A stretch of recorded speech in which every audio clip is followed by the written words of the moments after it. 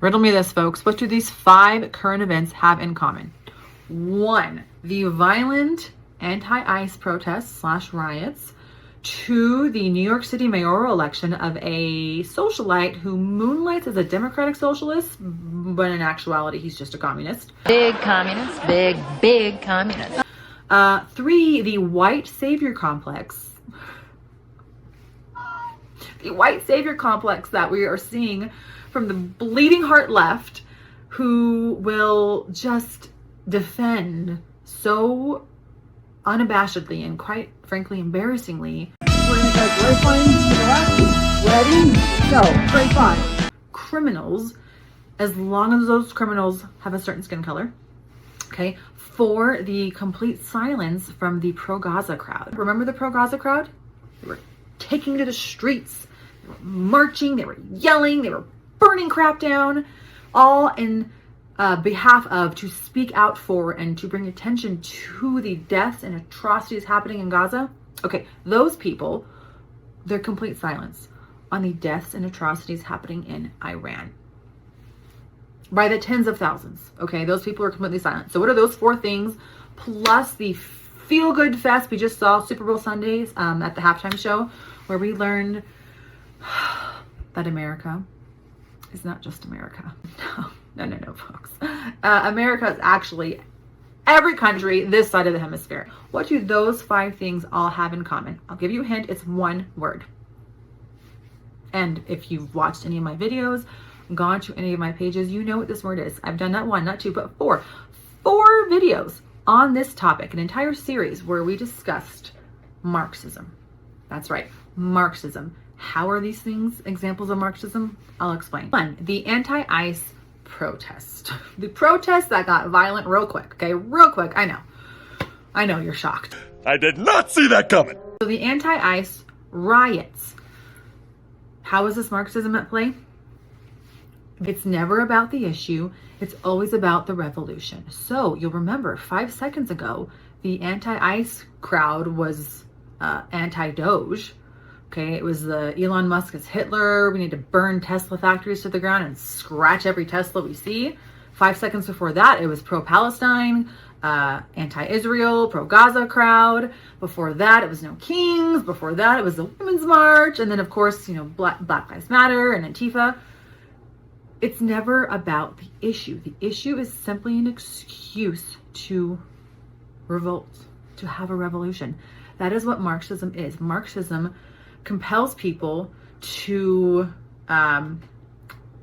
destabilize a country, to destabilize institutions, to rally against a system of government or a nation, and to cause chaos and eventually to cause its downfall so that you can replace it with socialism, which socialism in their mind, even though it's failed over and over again, is going to bring in sunshines, unicorns, and rainbows, okay? That is what Marxism does. So when you see these anti-ICE protests, mark my words, it will calm down, which it already has a little bit because we just had no kings just last week. But when it calms down, it will be something else. It's just an excuse to foment anger and rage and victimhood mentality and fear, to rally people to protest, to riot, to create violence, to tear down institutions, to tear down a nation, to replace it with socialism.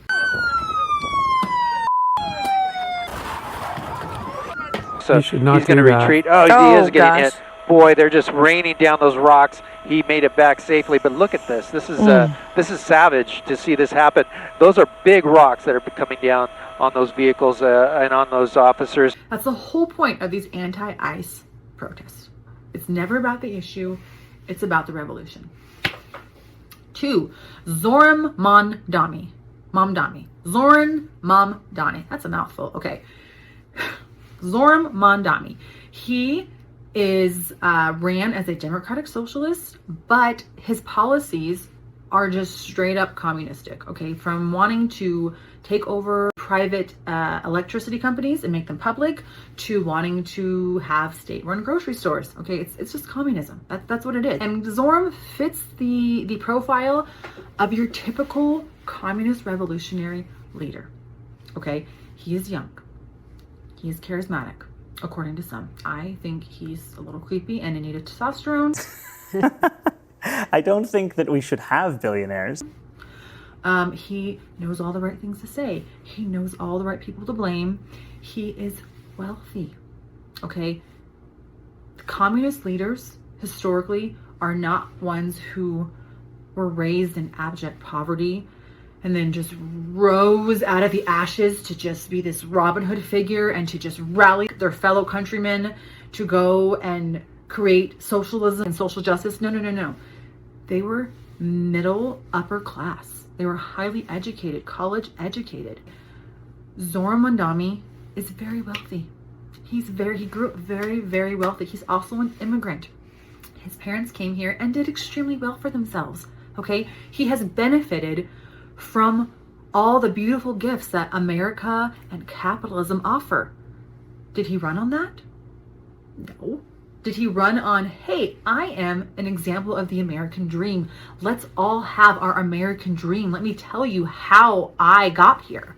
No, he ran and won on a platform that was strictly anti-America, anti-capitalism. America's bad. America's an oppressor. Capitalism creates wealth inequality and wealth disparity and blah, blah, blah, blah, blah, blah, all those things, okay? That's what he ran on. He didn't run on, this is what made my family wealthy and successful. No, he ran on, you're a victim, you are oppressed. Capitalism, America, Western culture and civilization, they are what has oppressed you. And I'm going to fix it. I'm going to make it. Fluffy unicorns dancing on rainbows. This is textbook Marxism, guys. Textbook Marxism. He fits the bill of a textbook communistic revolutionary leader. 3, the white savior complex.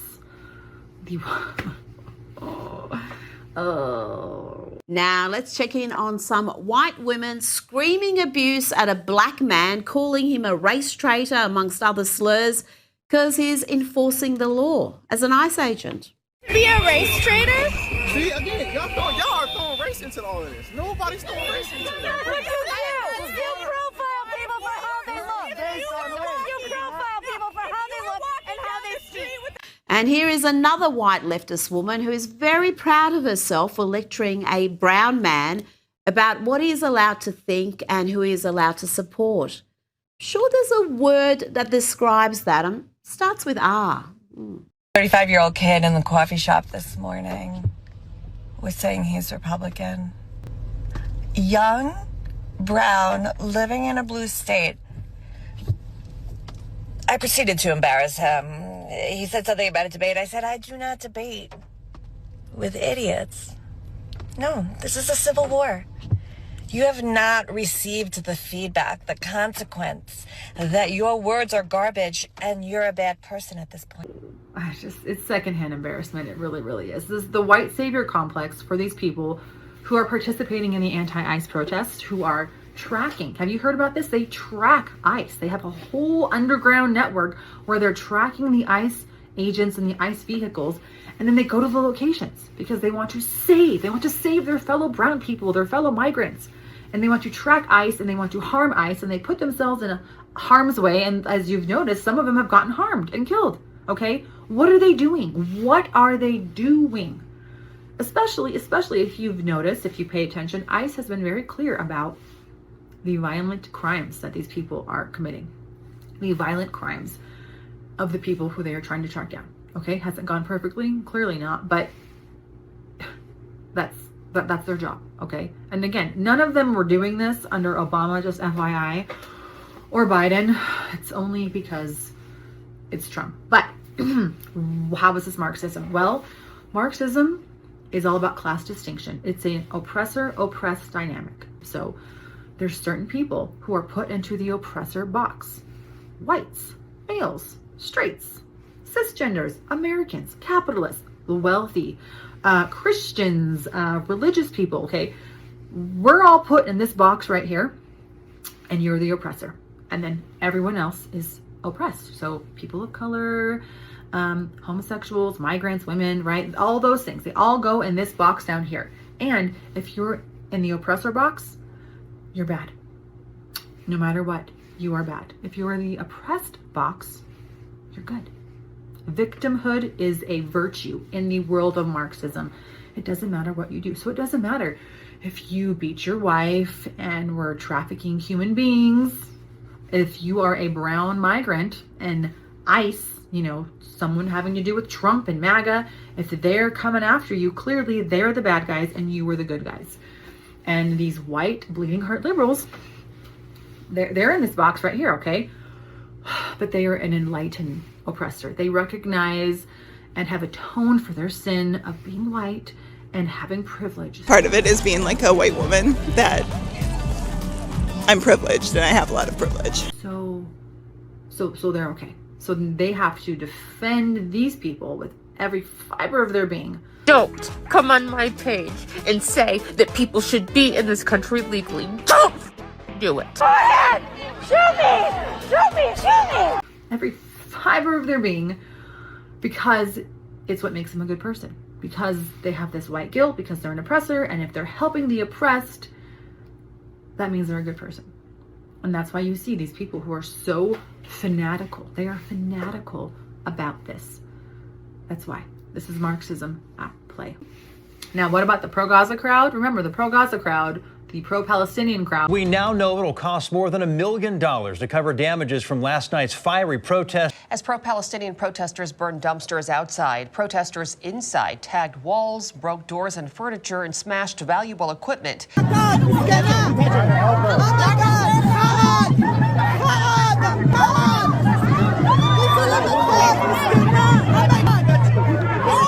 At Harvard, students raced to set up tents.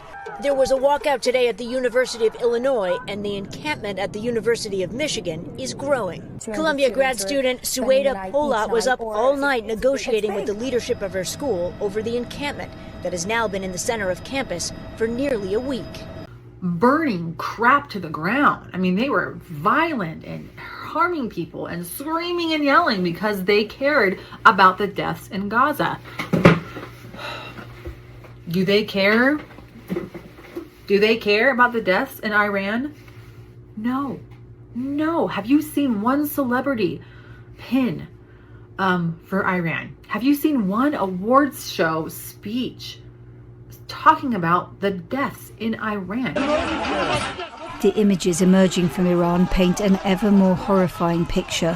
One human rights group has already identified more than 6,000 of the dead, almost all protesters, and the counting has barely begun. It's investigating reports from its activists on the ground of another 17,000 deaths. Security forces have also raided hospitals searching for injured protesters. Have you seen one college kid in the street with signs and a bullhorn yelling about the deaths and the women who are being raped and tortured in Iran? No, you haven't. And you won't. Why? This gets a little complex. I'm going to try to keep it simple and short. One, communism and Islam has been kind of in bed together since the beginning, on the same team. Why? They both hate the West. They both hate America. They both hate capitalism. They both hate the Judeo-Christian values that founded America and the West. And they hate the Jews and Christians. We're not very nice people, are we? No, we're not. Very, very simple. They are united in their hatred. Also, if we go back to this oppressor-oppressed dynamic, one of the divisions is strength and weakness. If you are strong, that clearly makes you an oppressor in this dynamic, okay? That's why they hate masculine men. That's why they hate America, because America is strong, okay? And if you are weak, then you clearly, it's not your fault. It's of no result of your own life choices. If you are weak in some respects, it's because you've been oppressed. Help! Help! I'm being repressed! You see him repressing me? You were oppressed. So you're down here. So when you look at Gaza and Israel, okay, Israel is strong. Israel is strong. For being a tiny little nation surrounded by a whole lot of people that just want to see her killed and destroyed, she's pretty strong and pretty successful, okay? And very free. So Israel's here. So no matter what they do, no matter how many of their citizens are taken hostage in Gaza and their retaliation against that, it doesn't matter. They are the oppressor. Always and forever, they are the oppressor. It does not matter. And it does not matter that the people in Gaza who may have, there's evidence that they did support the Hamas terrors committed on October 7th. There's evidence that they took in hostages, that they were beating the bodies of Jews brought across the border, okay? That doesn't matter because they are oppressed. Nothing else matters, okay? So that's why you saw the left, the communist Marxist left, rallying on behalf of the people in Gaza, and they're silent on Iran because Iran, that doesn't fit the narrative. It doesn't fit their worldview because Iran is an Islamic state who is committing atrocities against its people. There's no oppressor to blame for this, okay? It's simply Islam doing what Islam does, and it's destroying, harming its people. Also, you may have heard the phrase, no Jews, no news. Okay, pay attention to that because it's actually true. No Jews, no news. So people that cared a whole lot about Israel and Gaza don't care about Iran, okay? Lastly, the Super Bowl halftime show, which I know was a few weeks ago. I meant to do this video weeks ago, but it still matters. It's still worth talking about. Bad Bunny. Bad Bunny was very clear and open about his politics long before he did the Super Bowl show, which is fine. He has every right to do that. If he hadn't, this probably would have just gone under the radar, but it's important to talk about. So when Bad Bunny says that the only thing stronger than hate is love, what he's talking about is if you hate the right things, then you're full of love. Okay, so Bad Bunny was very clear. He is anti-Trump, anti-MAGA, anti-ICE, anti-borders, anti-law and order. Okay, so if you agree with Bad Bunny and you hate all those things, you're full of love. You are a good person. You are a virtuous, beautiful person. But if you don't hate all those things, so if you do support Trump and ICE and borders in any capacity, well, then clearly you're not full of love, you're full of hate. Do you see that big black and white distinction? It's very, very Marxist. You put people in boxes. So never mind that there's plenty of Hispanic Americans who support ICE, who support legal immigration because they or their family members legally immigrated here, okay? That doesn't matter. It doesn't matter. If you support any of those things, you're bad. You're full of hate. And if you don't, then all these bleeding heart liberals were just eating this up. Oh, they were just eating that up. Super Bowl Sunday. I'm such a good friend. This is typical Marxism. You put people in boxes, you keep them there, and then they're simply labeled bad or good. Okay, oppressor or oppressed. In communist China, if you were a landlord, you were bad. North Korea, you own land, you were bad. Communist Cambodia, if you were a city dweller, you were bad. Russia, pre-communist Russia, if you supported the Tsar, guess what, folks? You were bad. Modern America, you support Donald Trump, you're bad. You are conservative, you're bad. They place people in these boxes, and that is their entire world view.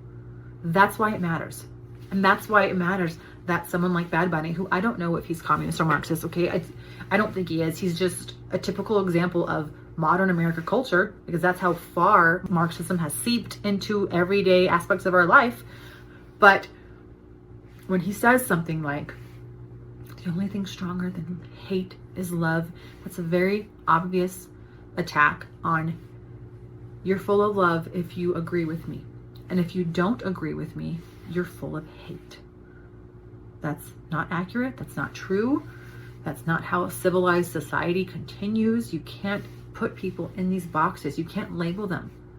You have to understand that diversity of thought is okay. Diversity of thought is one of the things that made America great since our founding. So that's five. That's 5 current events of how Marxism impacts our world. If you don't understand, if you disagree with me, if you think I'm crazy, if you want to know more, for a 4-episode series where I start from the beginning all the way to modern times. Okay, 7 hours. I guarantee you will walk away with a lens where you can see this at play, because it's everywhere in our culture. Thanks for being here. We'll see you next time.